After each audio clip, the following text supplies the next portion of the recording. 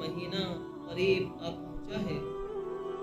شعبان کا مہینہ ختم ہونے کو ہے، اس طرح رمضان المبارک کا مہینہ بابرکت ہے، اسی طرح رجب اور شعبان کا مہینہ بھی بابرکت ہے۔ اسی طرح لیلۃ القدر کی طرح شب برات بھی فضیلتوں کی حامل ہے۔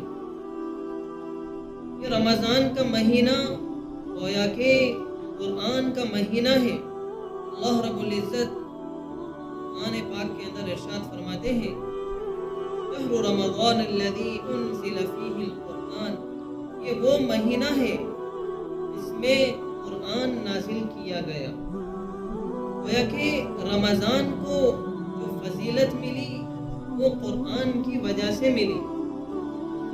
رمضان کو جو فضیلت ملی وہ قرآن کی وجہ سے ملی۔ رمضان المبارک یہ اللہ رب العزت کی طرف سے ہمارے لیے مہمان ہے، اور اسی طرح رمضان المبارک اور قرآن پاک یہ اللہ رب العزت کی طرف سے ہمارے لیے مہمان ہے۔ یہ دونوں قیامت کے دن اللہ رب العزت کی بارگاہ میں ہمارے لیے سفارش کریں گے کہ اللہ ان کے حق میں ہماری سفارش قبول فرما لیجیے۔ روزہ کہے گا کہ میں نے ان کو دن بھر سخت گرمی میں بھوکا پیاسا رکھا، ان کے حق میں میری سفارش قبول فرما لیجیے۔ اسی طرح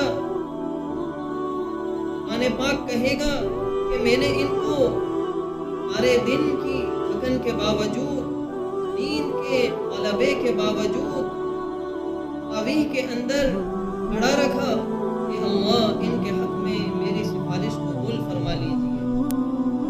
حدیث پاک میں آتا ہے کہ ان کی سفارش قبول کی جائے گی، لیکن ان لوگوں کے حق میں قبول کی جائے گی جس نے اس مہمان کو خوش کیا ہوگا، جس نے اس مہمان کی قدر کی ہوگی، جس نے اس مہمان کی عزت کی ہوگی، جس نے اس رمضان المبارک کا استقبال کیا ہوگا، جس نے اپنے گناہوں کو چھوڑا ہوگا۔ اس کے علاوہ میرے عزیزوں، جس نے روزہ رکھا ہی نہیں، یا روزہ تو رکھا لیکن روزے کا حق ادا نہیں کیا، یا تراویح پڑھی ہی نہیں، یا تراویح تو پڑھی لیکن بوجھ سمجھ کر پڑھی، تو میرے عزیزوں یہ دو قسم کے لوگ اس سفارش سے محروم ہو جائیں گے۔ یہ میرا فتویٰ نہیں، آپ علیہ الصلوۃ والسلام کا فرمان ہے، کم من صائم لیس من صیامہ الا الظمأ، کتنے ہی روزے دار ایسے ہیں کہ جن کو پیاسے رہنے کے سوا کچھ حاصل نہیں ہوتا، روزہ رکھنے سے وہ اللہ کی رضا تک نہیں پہنچ پاتا، روزہ رکھ کر وہ جنت نہیں کما سکتا، جہنم سے چھٹکارا حاصل نہیں کر سکتا، اور اسی طرح جنت تک نہیں پہنچ سکتا۔ تو میرے عزیزوں، ہم اس مہمان کا استقبال کریں، اس مہمان کی عزت کریں، اس مہمان کی قدر کریں۔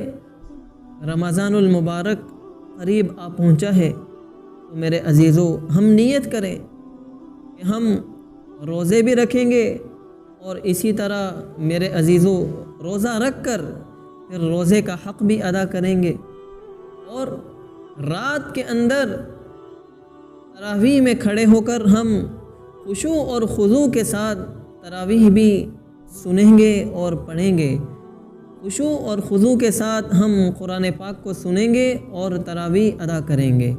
وآخر دعوانا ان الحمد للہ رب العالمین۔